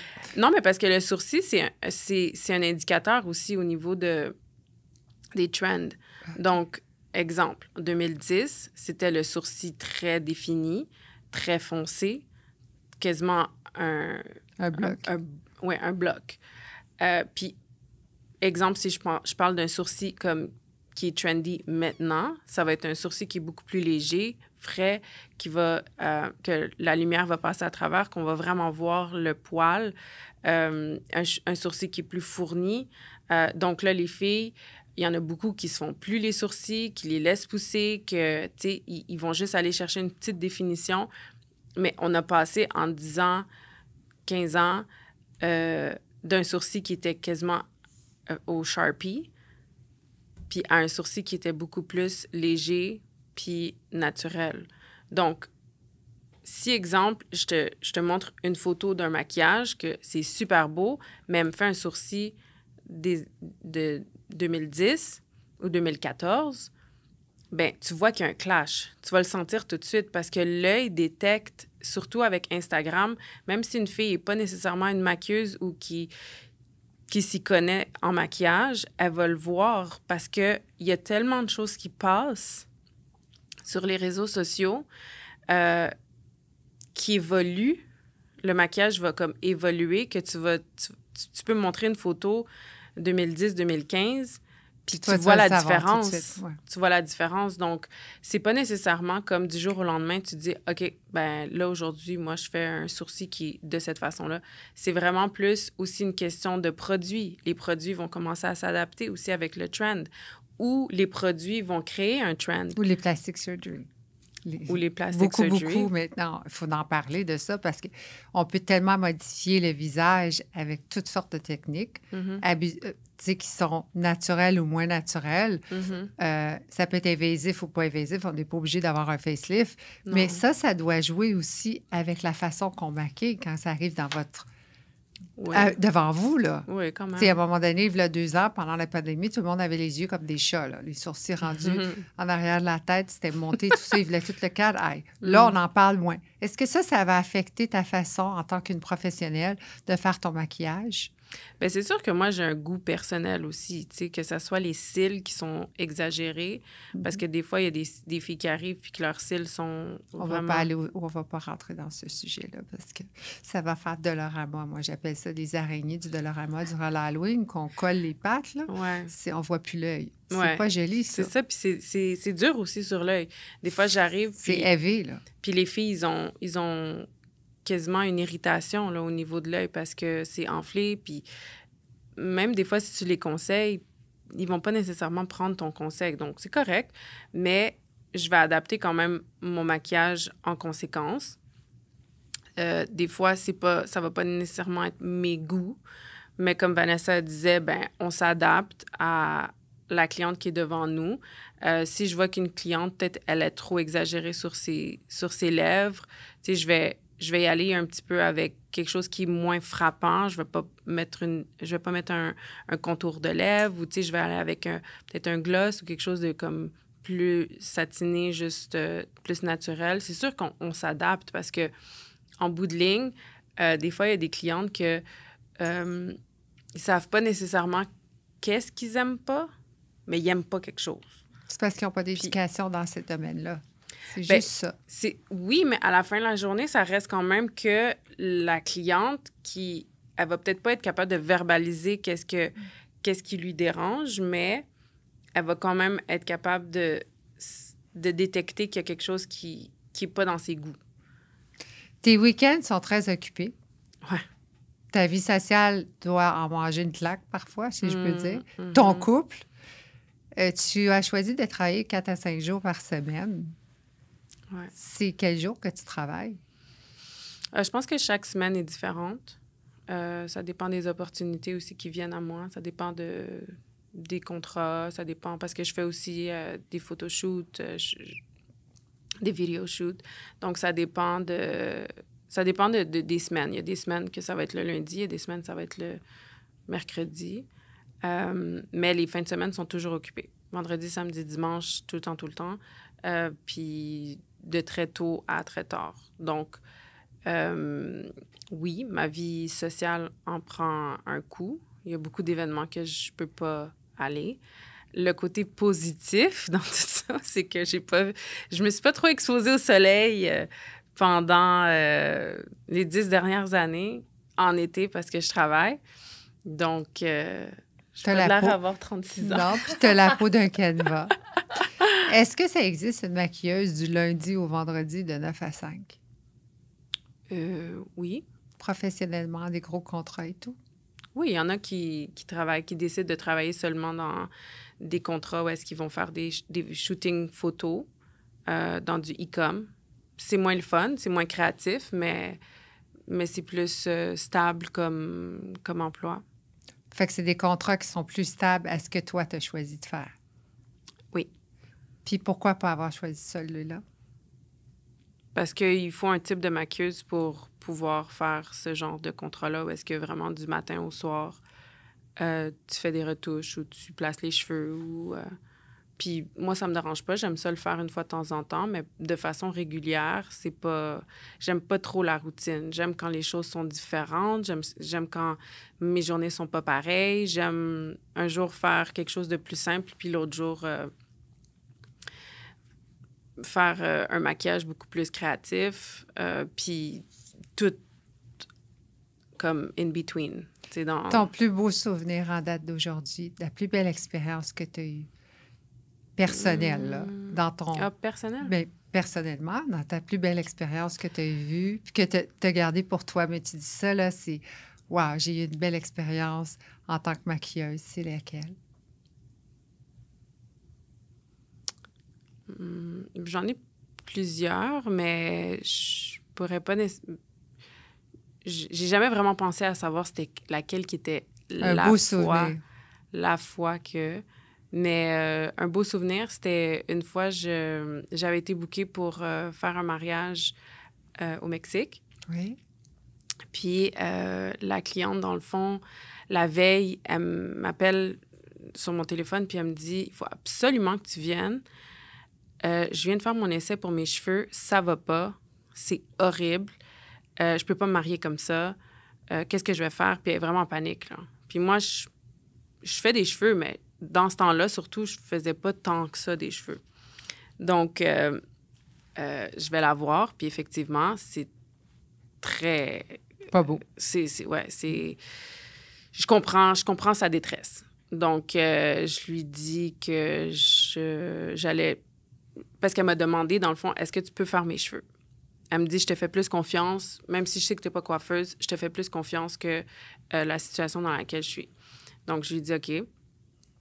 Ma sœur qui est coiffeuse, je l'appelle. Je lui dis, voici la situation, dis-moi qu'est-ce que je dois faire. Fait que là, ma sœur, elle me dit, OK, tu vas faire ci, ça, parce que c'est sa coiffeuse à la mariée. Elle lui a déjà fait les cheveux, fait qu'elle sait, dans le fond, quel type de cheveux elle a. Fait que le type de cheveux qu'elle a, c'est... Elle a les cheveux au mi-dos, puis épais, puis frisés. Donc, c'est pas des cheveux qui sont simples ou faciles, ou en plus, t'es au Mexique, il fait chaud, il y a de l'humidité. Donc là, elle me dit un petit peu quoi faire. Tu vas faire un updo, tu vas lui faire comme ci, comme ça, tu vas prendre des bob épines, tu vas faire, tu sais... Fait qu'elle m'explique qu'est-ce que je dois faire. Donc là, le lendemain matin, je fais le maquillage à tout le monde, je la maquille, puis finalement, je commence à faire ses cheveux. Mais la manière que j'ai fait ses cheveux, bon, je peux pas dire que c'était parfait, que j'étais la coiffeuse de l'année, là, mais le bonheur, la satisfaction que la coiffeuse, que la mariée, elle avait... Envers toi, la gratitude. La gratitude. Puis j'ai ressenti cet amour-là toute la journée. De sentir vraiment que tu as fait la différence dans la journée de quelqu'un parce que, justement, comme je disais, elle était en détresse, puis que son mari... quasiment qu'ils me font un speech au mariage pour dire à quel point j'ai changé comme la journée. Puis, ouais, ça, c'était quand même un beau souvenir. Souvent, on va t'amener avec eux en voyage pour faire des mariages. Combien de temps tu pars? Ça dépend. Il y a des fois, je vais partir une semaine, fait que je vais prendre des vacances aussi en même temps. Puis, des fois, je vais partir comme 5 jours, 4 jours. Et ils vont payer pour tous les frais? Mm-hmm. Et tu vas faire les cheveux aussi à tout le monde? Non. Tu fais pas les cheveux? Non. C'était juste cette fois-là? Non, ouais. Bien, c'est sûr que, tu sais, après avoir eu beaucoup d'expérience à faire des mariés, souvent, il arrive des situations où est-ce que les cheveux, c'est pas... Pour rester gentille et folie. Des fois, les cheveux, c'est quand même horrible. Donc, ça m'est arrivé plusieurs fois de devoir retoucher les cheveux, de devoir aider la mariée, de lui dire, OK, ça n'a pas d'allure, viens, je vais te refaire comme ci ou ça. Donc, de fil en aiguille, à travers certaines situations, j'ai juste commencé un peu plus à en faire, mais je le publicise pas parce que je veux pas rentrer dans un... Je veux pas offrir ce service-là. Je veux pas offrir les cheveux et le maquillage. Je veux vraiment juste rester dans ma niche de maquillage parce que déjà, c'est beaucoup. Mm-hmm. Opportuniste ou tu as un plan d'affaires? Je pense que je suis les deux. Contrairement à Vanessa, je suis moins spontanée, puis je veux pas dire comme... C'est correct, tu peux m'appeler. Ben, c'est juste que Vanessa, des fois, elle va partir sur une idée, puis elle a de la misère à se décrocher de l'idée parce que ça fait tellement de sens dans sa tête. Mais moi, je suis plus... je suis un petit peu plus cérébrale quand il s'agit de ma vie, de mon avenir, de mon argent, mes décisions, ces choses-là. Je suis un petit peu plus on the safe side. Puis, il faut que ça fasse du sens. Si ça fait du sens, si les calculs sont bons, si c'est réaliste, let's go. Ton mentor dans ta vie de maquilleuse, si tu avais à référer à quelqu'un, c'est qui ton mentor? Bonne question. OK. Non. C'est qui? Je pense que j'en ai plusieurs petits Le plus gros. comme mentors, mais je pourrais dire ma sœur. Ta sœur? Ouais. C'est ton mentor. Ouais, ben faut pas lui dire, par exemple, parce Elle que... va l'entendre. Ouais, je sais. On est désolé, tu viens de le dire. Puis on coupe pas ici. Fait qu'on garde tout, fait qu'elle va le savoir. Mais c'est un beau compliment. Ouais, Pourquoi que c'est ton mentor? Ben, son éthique de travail, sa manière d'être, sa solidité, son... Tu sais, quand j'ai commencé aussi en maquillage, ben, ça faisait juste du sens pour moi. Qu'est-ce qu'elle fait, ta sœur? Ma sœur est coiffeuse. OK. Elle C'est encore la même chose. Oui. Dans le domaine de la beauté, ma mère aussi, elle avait, à différents moments, elle a eu des salons d'esthétique. Elle a eu... C'est une famille entrepreneur. Mm-hmm. Okay. Ouais. Fait que tu été élevée là-dedans, dans la beauté. Je pourrais dire, oui. Ta force en maquillage, c'est quoi? T'es reconnue pour quoi? Beauté. Non, mais ta force, c'est quoi? C'est l'application? C'est... Ben, moi, je trouve que c'est le overall, comme le look complet. J'ai pas... personnellement, c'est pas être... c'est de la confiance, là, mais je trouve que les yeux, c'est aussi fort que le teint, que les lèvres, que les sourcils, que... Je pense que j'ai une force juste en général pour ressortir la beauté de la personne qui est devant moi. Donc, si, exemple, mon jugement me dit, OK, ben cette personne-là, tu peux pas aller trop fort pour tel et tel features, ben je pense que c'est ça peut-être ma force, c'est juste de faire ressortir la beauté, enhance. Trouves-tu que les gens aujourd'hui se regardent plus dans les miroirs? Hein? Toi, tu vas avoir quelque chose de beau dans quelqu'un, puis les autres, ils vont dire de quoi tu parles, j'ai jamais vu ça sur moi, puis c'est parce que ça fait 30 ans que tu te regardes, tu t'es pas vu encore comment c'est beau. Tu comprends ce que je veux dire? Mm-hmm. Est-ce que parfois, tu arrives, puis tu vas... Moi, je dis tout le temps, la beauté, ça appartient à celui qui la regarde. Mm-hmm. Il n'y a personne qui peut dire ça, c'est beau sur toi si toi, tu t'aimes pas sur cette partie-là. Tu comprends ce que je veux dire? Ta force de tourner ça, puis de les faire voir leur beauté, c'est comme magique, là. Mais je trouve que les gens, en général, sont un petit peu... pas une tête dure, mais comme... Cette même. Ils ont la tête très... stubborn. Parce que même si tu vas lui dire, tes yeux sont magnifiques, wow, c'est les plus beaux yeux que j'ai vus de ma vie. Si elle ne trouve pas que ses yeux sont beaux, mais peu importe qu'est-ce que tu vas lui dire, elle va pas les trouver beaux. Tu sais, des fois, je finis des clientes, puis ils vont se regarder, mais pas dans le miroir, ils vont se regarder sur leur téléphone et ils ont un filtre. Puis ils me disent, oh mon Dieu, le maquillage est tellement beau. Oui. Puis là, je suis comme, c'est sûr, tu me niaises. J'ai dit, t'as un filtre. Là, j'ai pas de filtre. Ouais, mais c'est pas grave. Non. Non, c'est pas grave. Parce qu'ils sont habitués de te voir avec un filtre. Tu sais, quand ils vont se regarder, automatiquement, ils vont aller sur Snapchat ou sur Instagram puis ils vont mettre un filtre. C'est pas tout le monde qui est comme ça, mais... Quand on voit pas le grain de peau, là, c'est parce que c'est un filtre, tu sais. Ouais, mais c'est correct. Mais c'est juste que en général, je pense que il a juste fallu s'habituer un petit peu plus à... tu sais, moi, c'est pour ça que j'essaye le plus possible de comme, mettons, si je fais pas beaucoup de vidéos, mais je vais essayer de pas mettre de filtre. Je vais essayer de pas rentrer dans cette gamique-là parce que des fois, ça peut être vraiment plus néfaste à long terme. À ta carrière. Parce que tu dis... Bien, sur mes clientes, c'est pas... je rentre même pas dans la catégorie des filtres, là. Mais exemple, pour moi, tu sais, si exemple, je vais poster une vidéo, je vais poster une photo, ou... Parce que ça peut être néfaste à long terme parce que tu rentres dans un engrenage parce que tu vas jamais te trouver vraiment belle, tu sais, au naturel. Donc, tu sais, c'est... Puis après ça, tu sais, éventuellement, on vieillit tous, on va tous avoir comme un certain relâchement. Donc, c'est un petit peu... mais je pense que c'est la réalité un petit peu de la vie, de la vieillesse, de la beauté, comme... Aujourd'hui, tu es un entrepreneur accompli. Tu as envie. Mm-hmm. Tu vas avoir une académie qui arrive bientôt avec Vanessa. On va en parler dans 2 petites minutes. Tu as tout accompli ce que tu as accompli. Dans 5 ans, tu es où, Jessica? Bien, je pense que j'ai un peu la même vision que Vanessa. Tu sais, c'est de commencer quelque chose, puis quand on commence quelque chose, il faut que ça, tu sais, il faut que ça cartonne. Donc, tu commences l'académie, puis dans 5 ans, je me vois être beaucoup plus grande en termes de superficie. Vous allez faire des voyages puis former d'autres professeurs pour vous remplacer dans vos académies? Vous allez être à Dubaï?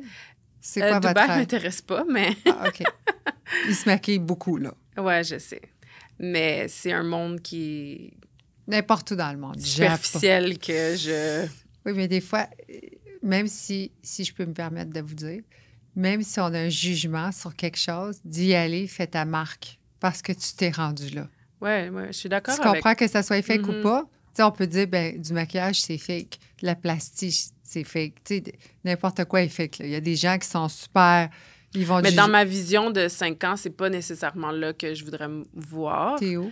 Mais je me souviens comme du plus loin que je peux quand j'ai commencé le maquillage. Je me suis toujours dit, un jour, je vais avoir une école puis ça va être la plus grosse école au Canada. Puis ça a toujours été comme... Ça serait mon rêve, dans le fond. Pourquoi c'est limité au Canada? Peu importe. J'ai pas nécessairement de... J'ai pas nécessairement de réponse à ça. Ça a juste été... Pour moi, c'est où est-ce que j'habite, puis l'investissement qui se fait au Canada. Mais est-ce que... Je serais pas fermée à aller ailleurs. Non. Pas du tout. Okay. Mais c'est sûr qu'on commence un petit peu plus petit. Ensuite, on grandit. Puis est-ce que tu penses que tu serais capable de passer tes pinceaux à quelqu'un qui te représente dans un autre pays avec ta bannière? Est-ce que tu es capable de lâcher prise là-dessus? Bien, c'est sûr que tu me demandes de me projeter. Mm-hmm. C'est sûr que ça serait bien parce que si un jour je suis rendue là, ben ça va me faire plaisir parce que un peu à un autre niveau, avoir une école, ben c'est d'aider la relève. Oui. C'est d'aider la relève, c'est de les aider, dans le fond, à leur donner certains trucs que toi, ça t'a pris... Tu donnes tes bagages à quelqu'un d'autre. Mm-hmm. C'est comme ça. Tu passes la POC, tu sais. C'est ça. Tu sais, toi, ça t'a pris un certain nombre d'années ou un certain nombre de temps à acquérir certaines connaissances, puis tu l'offres à quelqu'un d'autre qui vient prendre ton cours. C'est très humble. Hein? D'être professeur, c'est très humble. D'avoir une académie, c'est très humble. Mm-hmm. Je vais en venir au point où est-ce que je vais vous poser des questions à vous deux. Alors, vous avez pris une décision, toutes les deux ensemble, d'ouvrir une académie qui s'appelle MKUP Academy, qui va prendre naissance très bientôt. Mm-hmm. Pourquoi ce choix? Je pense que c'est venu naturel. Jess et moi, on est amis depuis longtemps. On est collègues de travail. Ça fait combien de temps? Jess, tu maquilles depuis 5 ans, Jess? Non, depuis 9 ans. 9 ans, donc ça fait 9 ans. Parce qu'on s'est rencontrés justement où est-ce que je cherchais... Je pense que ça faisait pas longtemps qu'elle avait commencé. Puis moi, je cherchais quelqu'un pour venir m'aider sur un projet. Puis elle est venue travailler avec moi. Elle est venue m'aider. Et puis, il y a eu un déclic tout de suite. On s'est entendu quand même assez rapidement qu'on était sur la même longueur d'onde. Qu'est-ce qui fait que votre amitié est si spéciale? Je pense qu'on se complète quand même vraiment bien. On a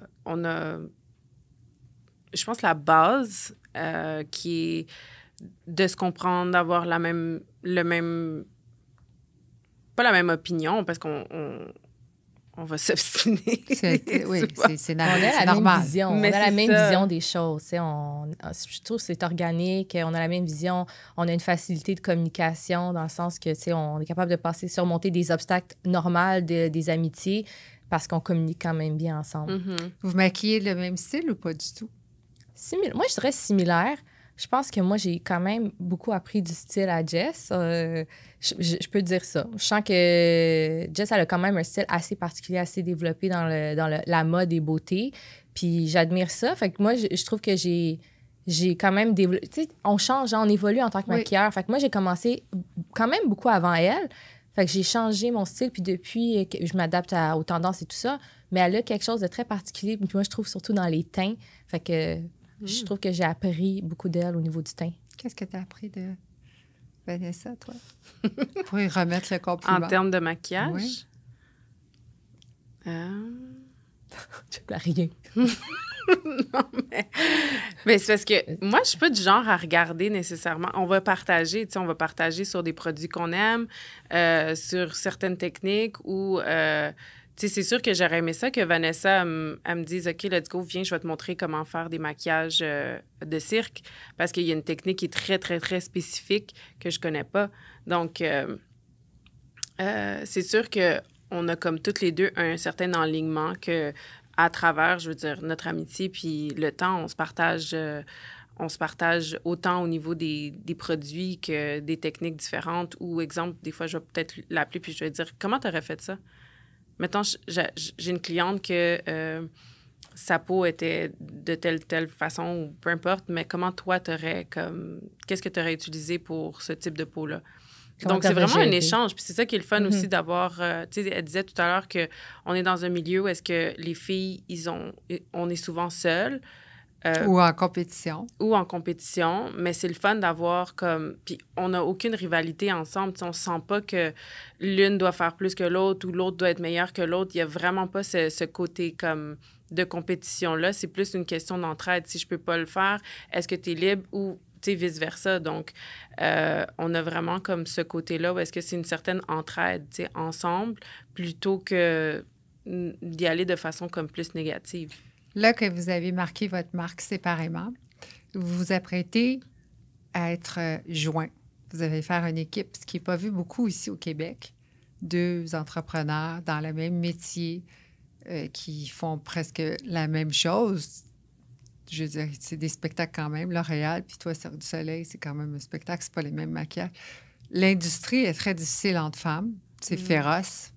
Qu'est-ce que vous pensez qui va se passer? Comment la réaction des autres vont sortir? Bien, tout à l'heure, quand Vanessa parlait d'avoir une certaine communauté entre les femmes, bien, moi, j'espère que ça va avoir le côté comme positif de se dire, OK, tu sais, 2 filles se sont joints ensemble pour créer quelque chose. Donc, c'est beau à voir. C'est du empowerment. Donc, tu sais, c'est en quelque sorte, c'est d'inspirer. Tu sais, tout à l'heure, quand elle parlait, ça me revenait toujours dans la tête de me dire, mais c'est ça, une école. C'est ça, quand tu deviens un professeur, tu deviens un mentor, tu deviens un exemple. You lead by example. Absolument. Donc, d'avoir justement cette complicité-là, puis d'avoir comme cette amitié-là qui nous a permis de créer quelque chose, puis de rentrer dans une business, puis de s'être joints, puis de montrer à d'autres personnes que c'est faisable. Puis aussi les filles qui vont venir prendre le cours. Donc, tu sais, d'avoir un exemple de dire... de l'industrie qui est à votre niveau. Mm-hmm. Vous allez déranger. Là, vous ne le voyez pas comme ça, là, mais vous allez déranger. Parce que tout ce qui dérange, qui est hors du commun, rendu à votre niveau, de vous associer, dans le fond, c'est très intelligent ce que vous faites. Les autres ne le perçoivent pas comme ça. Vous allez être capable, entre vous deux, vous soutenir parce que je le sais que vous êtes des femmes fortes, puis ça va fonctionner. Mais il ne faut pas se laisser tomber, là. Il ne faut pas vous faire ébranler parce que ça va arriver. Puis vous savez quoi? Ça va être le plus beau compliment de votre vie. Parce que plus qu'on parle, plus qu'on s'attend à se faire détester, plus qu'on se fait comparer, plus fort qu'on devient. Mais je pense que tu as quand même, avec les années, comme vous parliez aussi tout à l'heure par rapport à la compétition, puis je pense qu'on a quand même déjà goûté à ça un petit peu de façon individuelle. Donc, moi, je sais pas On est pour toi, prête à on en a ça. jamais... Mais c'est ça qui va faire Ouais. votre force. Vous allez voir, vous allez vous démarquer à cause de ça. Mais par rapport à l'académie, je pense que aussi ce qu'on veut faire, c'est quelque chose qui n'existe pas encore. Exactement. Moi, j'en ai pas vu à Montréal. Là, de ce qu'on, là, on parle en surface, mais si on regarde tout le détail, tout le travail qu'on est en train de mettre, puis le bagage que nous, on a acquis, on va... Moi, je donnerais jamais les clés de mon académie à quelqu'un pour dire, vas-y, donne le cours. J'engage pas un professeur. On va enseigner le cours, surtout au départ, parce qu'on veut vraiment s'assurer de la qualité du produit, exactement, de qu'est-ce qu'on va livrer. On veut vraiment s'assurer que quand la personne va sortir de l'école, elle va se dire « Wow, j'ai vraiment appris, je suis vraiment confiante dans mon travail, puis je sais que j'ai vraiment... Tu sais, ce que j'ai investi là, pour avoir mon diplôme, ça valait vraiment les sous que j'ai payés. Je veux que ça vale la peine quand tu pars, que tu dis « Je suis vraiment contente de cet investissement-là que j'ai fait. » Parce que moi, vraiment, là, c'est le meilleur investissement que j'ai fait de ma vie. C'est un beau compliment. C'est un beau compliment pour Vanessa, ça. C'est très... Puis aussi pour toi, de te faire confiance. Est-ce que vous avez eu peur à un moment donné? Est-ce qu'il y a eu un moment donné, dernièrement, vous êtes tout nouveau, de vous dire « Ah, ça va-tu fonctionner? On voit-tu trop grand? On voit-tu pas assez grand? Comment on va faire? » Je pense qu'on est un peu là-dedans.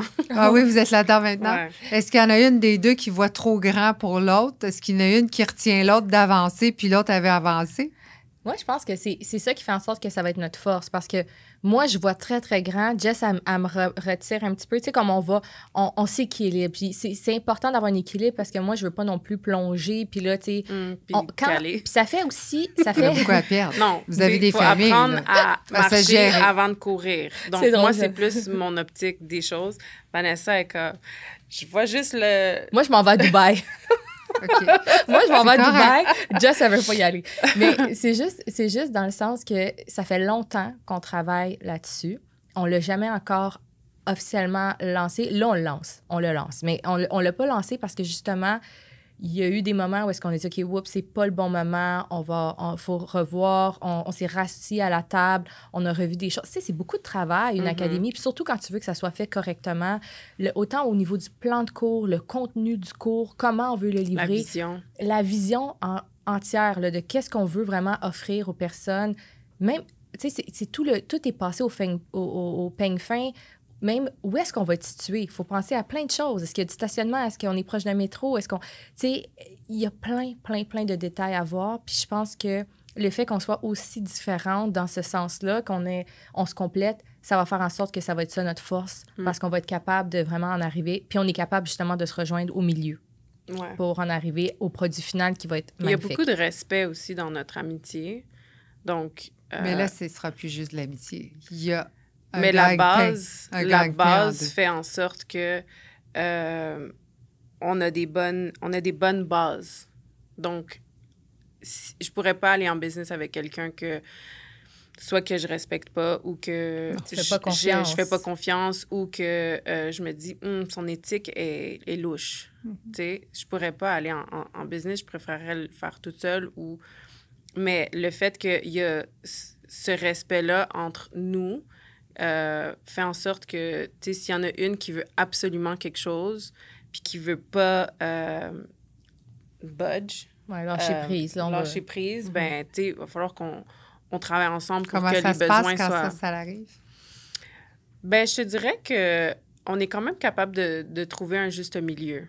Là, je vais poser une question hyper plate. Tout est sur papier, là. Entrepreneuriat, ça doit se faire mettre sur un papier devant un avocat commercial. Oui, c'est en processus. Souvent, quand on commence quelque chose, puis vous êtes deux femmes d'affaires séparées, ça allait bien. Mais là, il y a une addition qui fait qu'on devient un couple en affaires. Mais c'est sûr qu'on est consciente de ces choses-là. Là. On a déjà vu des gens aller en business puis que ça n'a pas fonctionné. Des amis, c'est ça. Mais je pense que c'est pour ça aussi que ta sœur tu sais, Jess, elle a parlé de sa sœur qui est un role model. Moi, un mentor. Moi, j'ai connu Nadia plus tard, puis honnêtement, c'est une personne qui a été en affaires, qui a eu ses propres business, qui est entrepreneur elle-même. Fait que, tu sais, on a aussi des opinions des gens autour de nous. Il y a sa sœur, tu sais, comme moi, j'ai des gens autour de moi aussi qui ont eu des business. Fait que je pense qu'on est bien entouré, en général, pour avoir des bons conseils, puis on veut faire les choses correctement, tu sais, faire les choses d'une façon smart. Exactement. Aussi, parce qu'on ne sait pas ce qui peut arriver. Là. Une des deux décède, ben, tu sais, autant la business que notre amitié. Oui, on oui. veut protéger autant la business que notre amitié. C'est plate à dire, mais c'est comme un mariage. Puis souvent, quand on commence une business, on a tous les papillons, comme une first love. Hein? On est comme, oh, oui, ça va bien aller, je vais être millionnaire dans 5 minutes. C'est pas le même pantoute, mais en tout cas. Et là, mon frère, il est comptable fiscaliste. Fait que c'est sûr qu'il va nous enligner comme il faut. Juste bien faire les choses, des fois, ça change toute la donnée et ça apprend à savoir qui est le rôle dans la compagnie. Parce qu'on a des rôles. Là, vous êtes des artistes, vous êtes des bonnes entrepreneurs, mais savoir le rôle défini. Parce qu'il y a des choses qu'on n'aime pas faire, là. Tu sais, quand c'est le temps de TPS, TVQ, à tous les 3 mois, tu veux pas, l'autre, elle veut. Tu sais, c'est qui est en charge de quoi? Je pense que ça l'aide à définir tout ça. L'école va se passer sur combien de mois? Pour l'instant, on est encore en train de regarder au niveau de la réalité des choses pour la personne qui va venir prendre le cours. Si on le fait sur 3-6 mois pour regarder vraiment qu'est-ce qui est raisonnable, probablement faire une version plus courte puis une version plus longue. On a un plan de cours déjà établi. Là. Pour avoir la certification complète, une certification reconnue, c'est 60, on va donner le 60 heures. Okay. Mais là, de voir sur combien de mois le 60 heures, on va le compléter, c'est encore un petit peu... Est-ce que la personne veut venir 2 fois semaine? Une fois semaine, c'est sûr, si tu viens une fois semaine, ça va être longtemps pour finir ton cours. Mais est-ce que ça va être des groupes? C'est comme le lundi, je dis n'importe quoi, là, je sais pas. C'est ça. Lundi, mercredi, ça, c'est de septembre à décembre. Puis là, tu as 60 heures, puis il faut que tu sois au cours. Exactement. Tu peux pas commencer à prendre un lundi, puis après ça, tu reviens 3 mois après, le mercredi. Non. Mais je pense que de toute façon, il va y avoir des entrevues pour les personnes qui viennent prendre le cours, puis il faut que la personne, elle soit sérieuse. Parce que si elle n'est pas sérieuse, elle va jamais réussir dans ce milieu-là. Puis c'est ton nom. Puis c'est ton nom. En bout de ligne, je veux dire, nous, on n'ouvre pas une école pour faire... c'est pas une garderie. Tu viens parce que tu veux prendre le cours, puis parce que tu veux apprendre, puis parce que tu veux devenir maquilleuse, puis tu y penses, même si c'est une passion pour toi, puis tu veux juste le faire parce que ça te tente, puis parce que tu veux apprendre à maquiller, tant mieux. Ça te regarde, mais il faut que tu sois assidu, puis il faut que tu sois... Tu sais, j'ai travaillé dans les écoles, donc je retournerai pas à faire de la discipline puis de l'enseignement. Comment vous choisissez ou que vous pensez que c'est une bonne candidate, la personne qui veut s'inscrire à votre académie? Moi, je pense que la passion, déjà de base, va déterminer, dans le fond, le drive de la personne. T'sais. Pour être maquilleuse, il faut que tu sois disciplinée. Tu peux pas être maquilleuse puis être indisciplinée. Propre aussi. Propre, mais être discipliné va faire en sorte que tu vas être à ton affaire ou tu ne seras pas à ton affaire. Je pense qu'en général, je pense qu'on l'expérimente même avec du bouche à oreille, qu'on entend des maquilleuses qui ont trop booké, qui se sont pas pointées, qui sont encore en train de dormir ou peu importe. Les pinceaux n'étaient pas lavés. Des fois, il y a des trucs qui arrivent, puis regarde, c'est la vie. Mais si c'est quelque chose qui est trop récurrent puis qui arrive régulièrement puis que ça c'est pas nécessairement ni un bon look pour la personne ni pour la clientèle, c'est pas de respecter la clientèle qu'elle a. Ouais. Un élève là, qui ne vient pas au cours, pour moi, ça, c'est un gros non-non parce que ça démontre, si tu n'es pas capable d'être là pour ton éducation, pour quelque chose qui est supposément ta passion, comment vas-tu être là pour la cliente? T'sais, un samedi, est-ce que tu vas choisir d'aller à la plage avec tous tes amis ou tu vas choisir d'aller faire ta cliente que tu as pris cet engagement-là? C'est une journée importante pour elle. Combien de chances qu'ils ont? Il manque une fois, il manque 2 fois?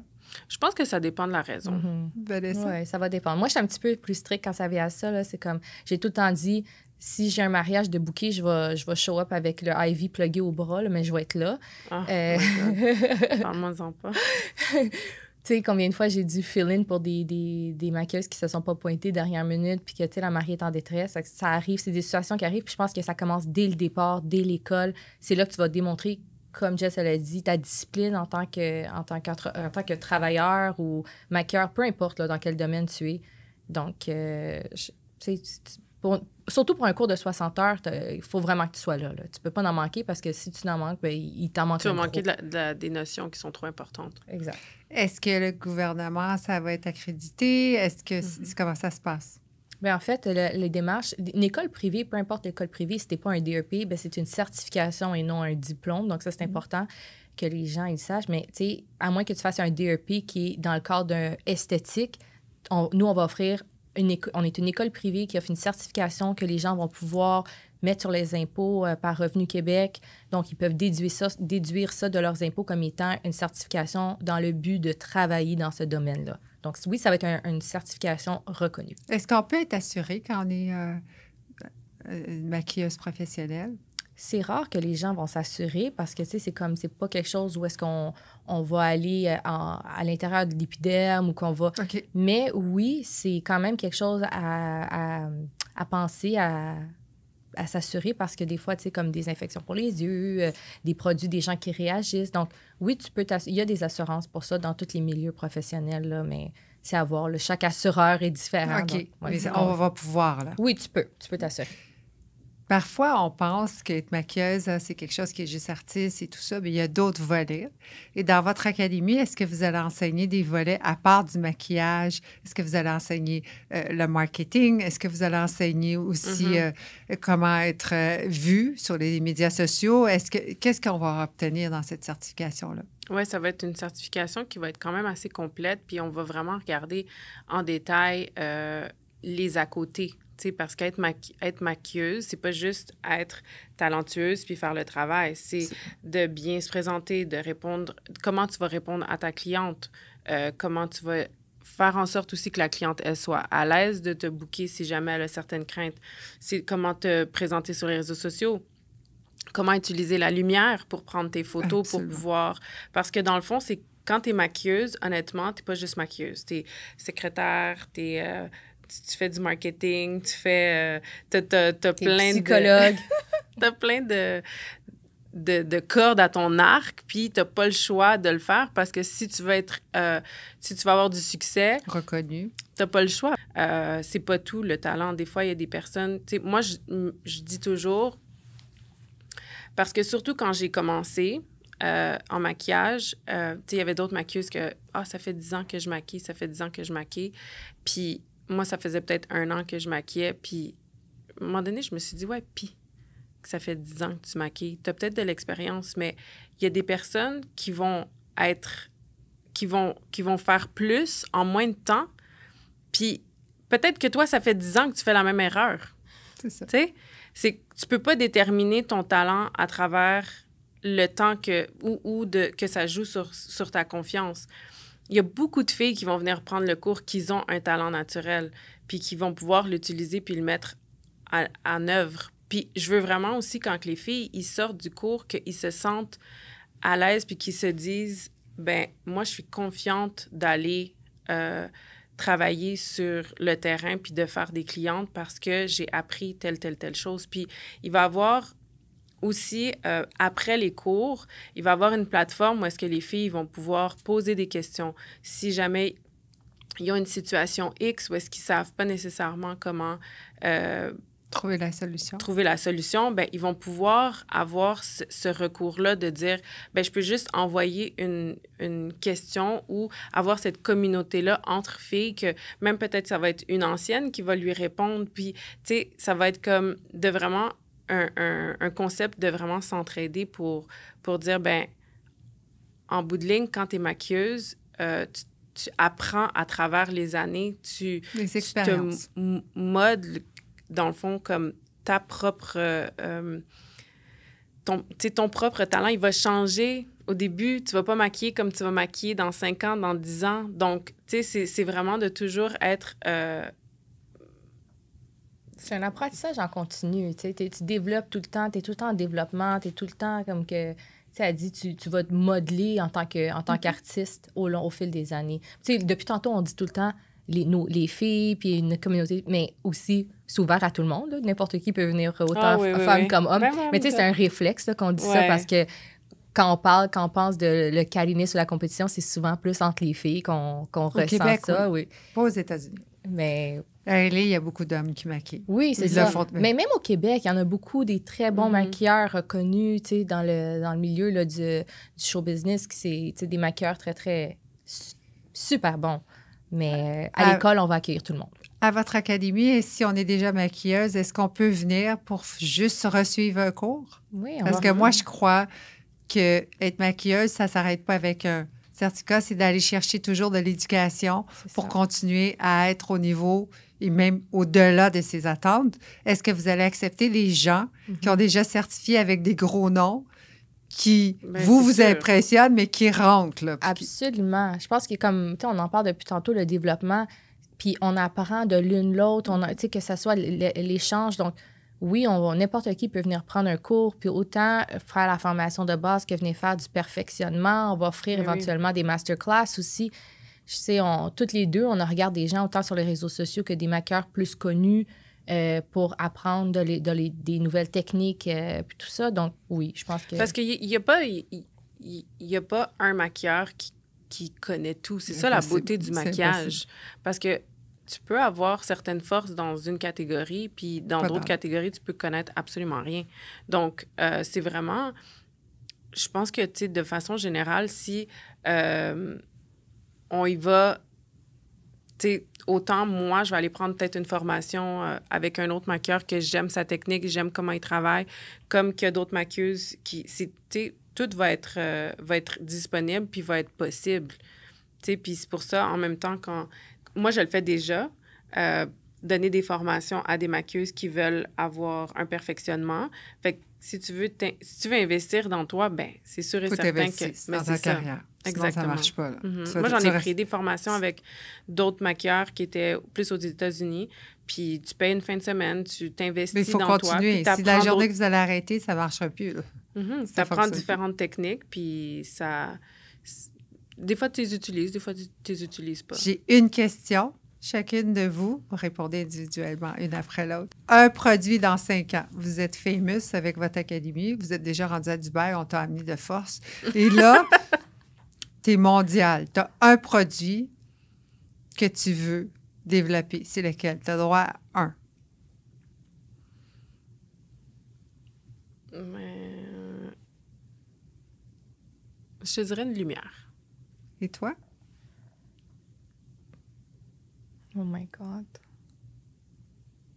Pour moi, c'est une préparation de la peau. Que ce soit une genre de base pour la peau, pour préparer avant de mettre le maquillage. Vous savez où aller maintenant. Mhm. Je vous félicite. Vous avez sauté avec un parachute. Je vous trouve vraiment sensationnel. Je vous souhaite plein de belles aventures à travers votre entrepreneuriat ensemble. Et c'était la première fois que je vous rencontrais ensemble. Je suis sûre qu'on va se revoir parce que je suis sûre que ça va bien aller. Puis même si ça y va pas bien, ça va aller encore mieux que ce que vous pensiez. Si ça fait du sens, si vous avez bien compris. Merci d'être venu. Merci de votre temps. Merci à toi de nous avoir reçus. Merci, Mia.